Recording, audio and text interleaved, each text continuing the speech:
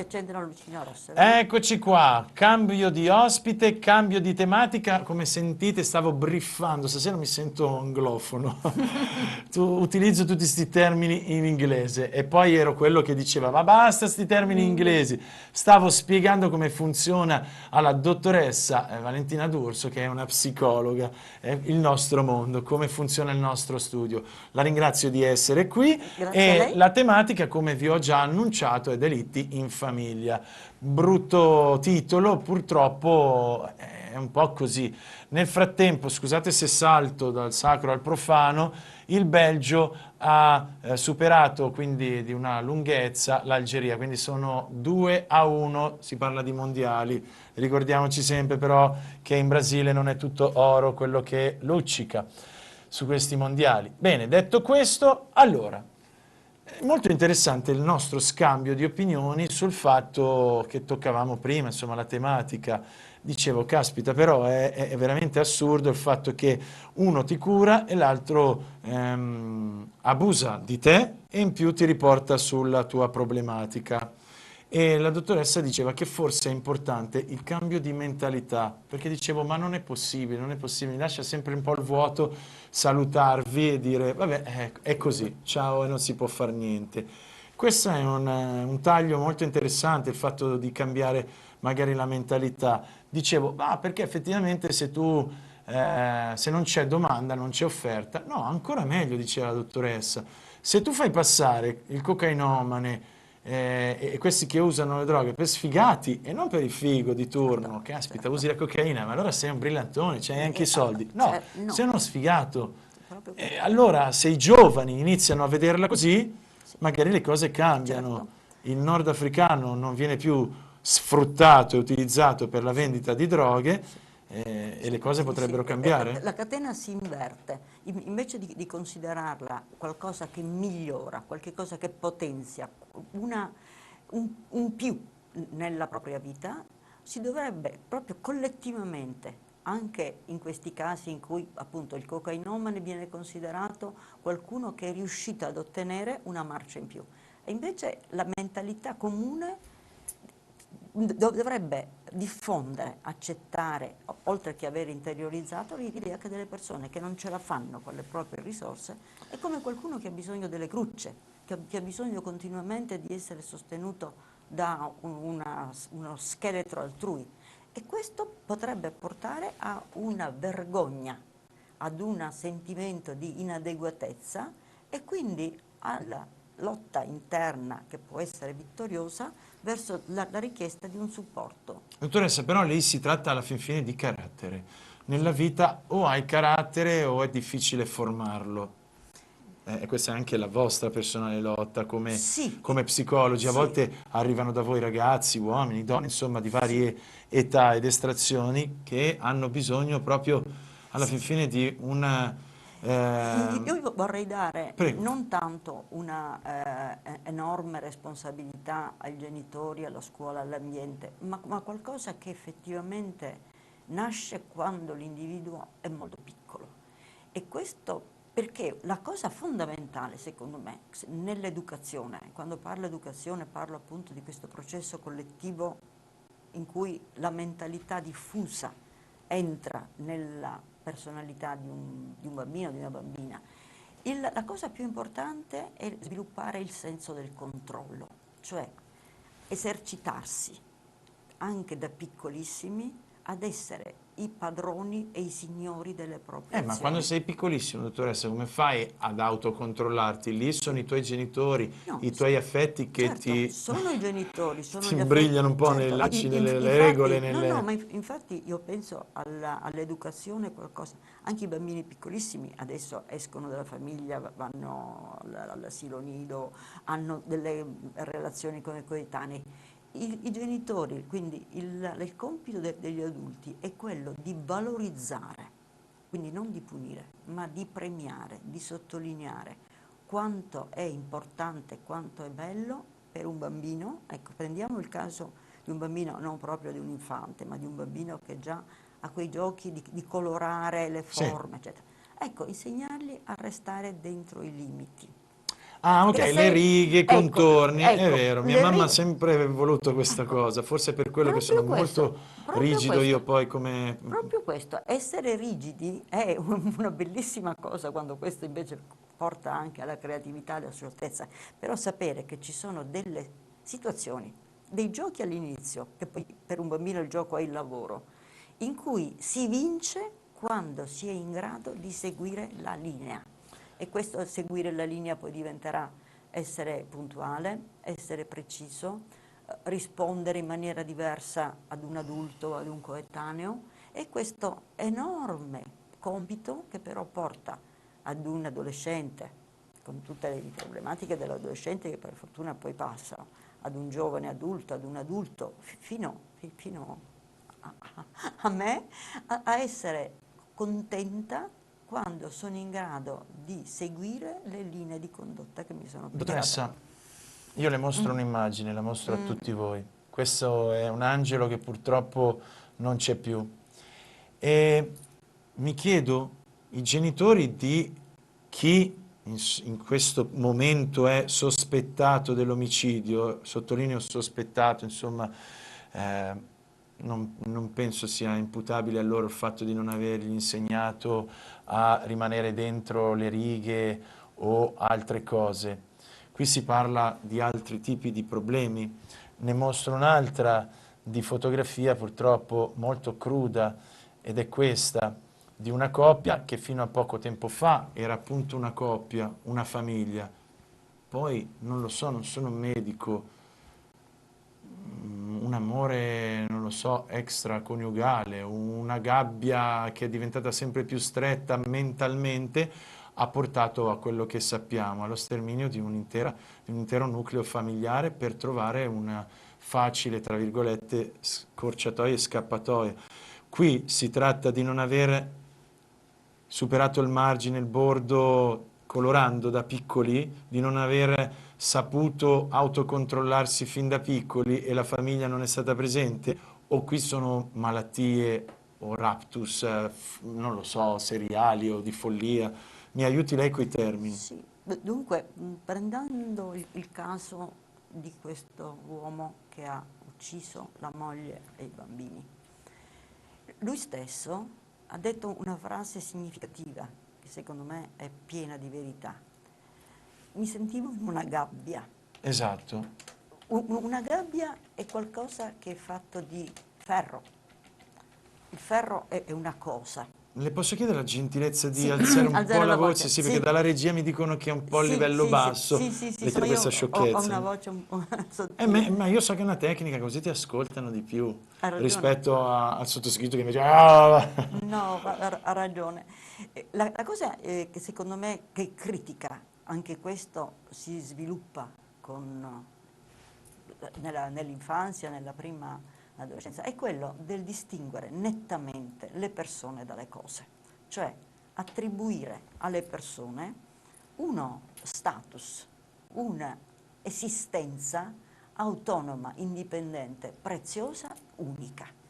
Una persona come questo sventurato che uccide per essere libero ha perso in quel momento, ma non può essere, cioè lo consideriamo un raptus.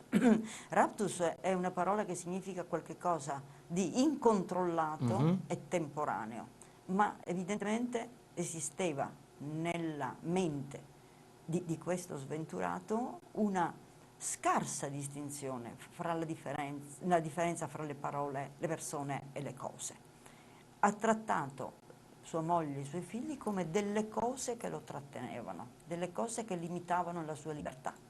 E anche qui c'è una concezione di libertà estremamente primitiva, estremamente infantile, come se libertà significa fare quello che voglio, fare quello che mi garba in quel momento. E non è proprio questo il concetto di libertà. Il vero concetto di libertà è quello del permettere a tutti di sviluppare il proprio modo di essere. E il processo che a mio giudizio è intervenuto è quello della deumanizzazione, ed è un processo che si riscontra anche nei casi di di guerre civili, quando il nemico, l'altro, altro che può essere per motivo etnico, per motivo di religione, certo. perde completamente agli occhi Valore, degli esatto. oppressori il Allora, valore di noi essere abbiamo umano. raccolto anche dei commenti Vox Populi, insomma, della gente. Sentiamo un po' come reagiscono a queste tematiche, cosa hanno detto. Comunque si sa che la maggior parte dei femminicidi in Italia avvengono dentro le mura domestiche e che quindi secondo me è importante aumentare il controllo, ma anche invogliare le donne a denunciare le violenze in casa. Quindi anche il reato di stalker è stato una buona legge, però bisogna farne altre a proposito. Sta di fatto che in questo caso è stato, sembra un raptus alla fine, perché lui invaghito di un'altra forse pensava di sistemare le cose così. Beh, cosa posso dire? Cioè, alla fine è normale, è nella natura umana comportarsi in certi modi, nel senso che non sono atteggiamenti che possono essere controllati. Non c'è un modo di prevenire queste cose. Si può solo cercare come si può dire, di aiutare la donna a essere più protetta e a proteggersi. Però controllare i raptus maschili è impossibile. Grazie mille. Prego. Cosa ne pensa? È un commento nudo e crudo, mi viene da dire, poi fatto proprio da una ragazza, da una donna, ben conscia di ciò che sono i rischi quotidiani, insomma. Il rischio di essere donna, Esatto, il rischio brava. innato di nascere Esatto. donna. E ci aggiungo anche, e poi la lascio commentare, ne abbiamo altre di interviste, la nostra società ormai si è portata tanto al materialismo che quello che lei stava dicendo è completamente vanificato, cioè il fatto del valore della vita, il prezzo di alcune scelte viene vanificato dal fatto che comunque sei martellato e bombardato da e fatti la foto che così la metti allora lì esisti perché sei su Facebook, in rete esisti, se no nei rapporti comuni non esisti, è strano, ci siamo veramente ridotti così, se hai oggetti, se usi la cocaina, l'alcol, sei maschio, se bevi un sacco e reggi, sei un macio, se no sei sfigato. Io che sono vegetariano, quando sono a tavola con altri uomini, non mangi carne? Ah, allora sei gay o roba del genere. Sta Oppure... cambiando, sta cambiando. Ok. Ecco, questo sta Cioè, cambiando. è assurdo, è Ormai io assurdo. Non penso sei un maschiaccio perché non mangi almeno la bisteccona. Ma chi se ne frega? Ma mangerò quello che so che mi fa bene. ho l'impressione che almeno nella cultura occidentale si sta facendo strada a poco un maggiore interesse e rispetto per delle persone che fanno delle scelte diverse, alimentari per esempio. Ma Quindi, su tutto, ma su tutto. perché per Cioè, fortuna cominciamo ad accettare di essere tante tribù unificate nel caso nostro, da una lingua, da costumi, eccetera. Però questo è una piccolissima traccia che porta all'ottimismo, mentre quello che è tremendamente presente è questa appunto violenza verso le donne che vengono viste come preda, come ostacolo. Mi era venuto in mente, a proposito dell'assassinio di Yara, un caso molto famoso negli anni 50 di una ragazzina che poi è stata fatta santa, che aveva resistito alle avance di un contadino, di qualcuno che stava vicino, che era stata assassinata e in odore di santità, perché questo era stato interpretato appunto dalla Chiesa come un atto di virtù. La cosa veramente tragica è che questi assedi alle donne, soprattutto in famiglia, ma in questo caso era fuori dalla famiglia, alle donne perché sono tenere, giovani, graziose, sorridenti.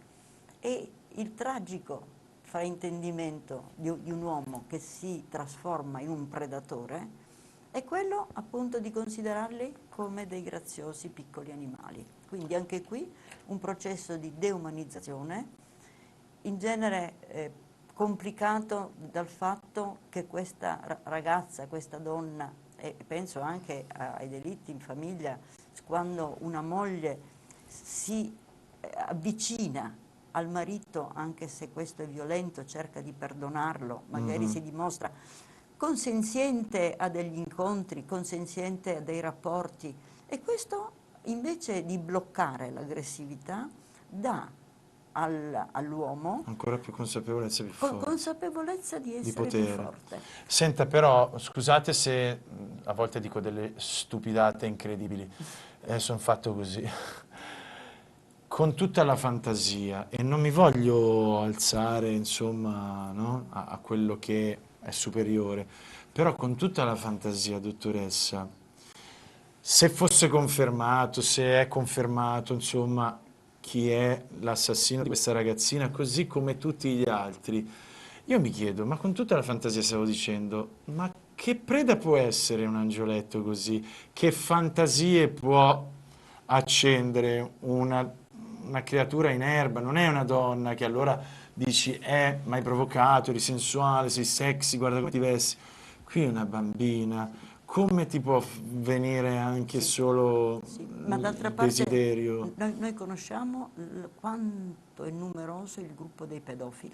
È una malattia, è una patologia, quindi È, tutto quello che è ci una stiamo patologia, è dicendo. una patologia che incrocia il sesso col potere. Il potere che noi riconosciamo essere massimo quando abbiamo a che fare con un piccolo animaletto. Voi pensate di avere in mano un gattino, di avere in mano un Certo, uccellino. Questo è una sensazione che, se si incrocia con degli impulsi sessuali, porta a desiderare non una persona, un interlocutore del mio livello, come può essere una donna, ma anche se io sono un diciottenne, almeno una sedicenne, ma quanto più c'è un dislivello di status, di potere, di esistenziale, tanto più il desiderio si accende. Cioè è un desiderio che vuole giocare con un piccolo, qualche cosa Perché che comunque ha la certezza, lei ha mi la insegna, certezza. di non rischiare nulla, cioè sei così forte, predominante che non potrà mai reagire e tu Non è otterrai. solo la sensazione, la certezza di non E anche il rischiare, potere che è il potere che ne ne avverti, viene, il esatto, che ne potere che viene. ne avviene. Sentiamo questa signora e un Il fatto signore che che sia cosa ci hanno riuscito a detto. fare tutto ciò e poi andare a vedere la partita, quella è la cosa più terribile che uno possa pensare, cioè veramente non c'è niente, io lo metterei solo al muro. È una cosa inconcepibile, perché uno che ha figli, ha nipoti e anche qualcos'altro come pronipoti, non riesce a capire perché quando si ha sono dei bambini così, che talmente sei attaccato che non si può spiegare, non si può spiegare, perché uno che spiega una cosa del genere è inconcepibile, insomma, hai capito? Purtroppo il discorso è questo, che lo prenderanno per matto e in poco tempo sarà risolto tutto il problema. Si sa che la maggior parte dei femminicidi in Italia avvengono entro le mura domestiche. Abbiamo sentito un purpurri, insomma, di commenti ed erano alcuni, secondo me, azzeccati, il fatto di non poter comunque spiegare determinate cose e anche dell'impunibilità. Tanto gli danno che ha dei problemi, ciao, è a posto. Dunque spiegare vuol dire inserire dentro una serie logica di antecedenti e di conseguenti. E questo è qualcosa che noi umani normalmente facciamo. La malattia mentale o questo tipo di cattiveria, usiamo anche questo termine perché esiste anche il male, cioè esiste un tipo di appunto impulso non controllato, e ritorno al principio del controllo, che nel caso della tragedia familiare ha accompagnato una premeditazione, perché questo è un delitto premeditato. Certo. Ed è premeditato non solo per il fatto che è stato proprio costruito un alibi con una certa... Sì, della partita, esatto. Sono andato alla partita, ho trovato che avevano rubato, ho fatto il disfatto. Sì. Ma soprattutto il fatto che ha messo a suo quadro la casa, ha aperto la cassaforte, eccetera. L'alternanza di quello che sembra lucidità, la premeditazione e l'organizzazione, è quello che sembra uscire completamente dagli schemi umani del rapporto non solo con la moglie, ma anche con dei bambini, con i propri figli, non porta che a una diagnosi di schizofrenia, cioè un raptus di tipo schizofrenico. Il timore che viene appunto evocato, che con l'etichetta di malato mentale questa persona salvi, esatto. si salva, io penso che non sia giusto, che non sia possibile, perché chi è soggetto a questi raptus è sempre una persona pericolosa. È pericoloso non perché chi l'ha fatto una volta lo rifarà, ma perché chi l'ha fatto una volta vuol dire che non è in grado di controllare degli impulsi di questo tipo. Quindi può rifarlo. Certo. Può rifarlo. Dottoressa, io la devo purtroppo, come ci siamo già detti, ringraziare semplicemente e dire alle prossime purtroppo brutte notizie in attesa che qualcosa cambi, quindi la mentalità, come dicevamo Sì. all'inizio. Quindi grazie a Valentina D'Urso, psicologa, grazie a tutti voi di essere stati in nostra compagnia, ringrazio anche Denis per la regia tecnica e vi aspetto domani sera alle 19:15 come sempre, rimanete in compagnia del gruppo editoriale TV7. Buonasera. Buonasera.